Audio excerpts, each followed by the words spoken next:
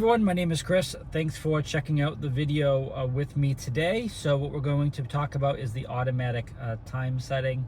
So what we're going to do right now is show you exactly how to do that, which is pretty easy.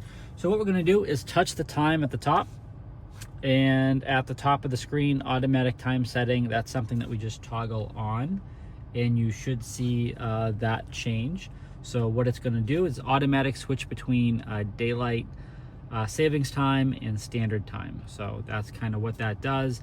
When you do that, well, this stuff, as you can see, when you undo that, this stuff is changeable because you can do whatever it is you want to do. You can go into these different time zones and, you know, change whatever.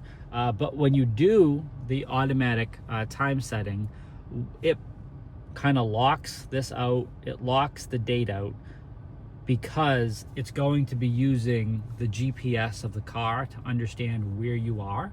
And then, so where you are, so this one here, the time zone, the eastern one, so New York, Detroit, Indianapolis, that's kind of where we are. So that's why that's going to get locked down, okay?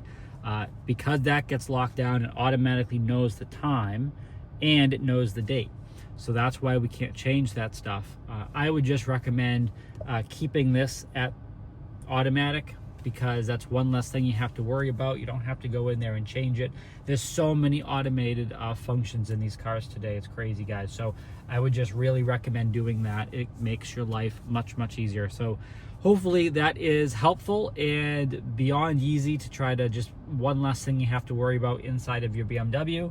Again, my name is Chris. Thanks for taking the time to watch the video. Please make sure you subscribe and check out the other videos on the channel.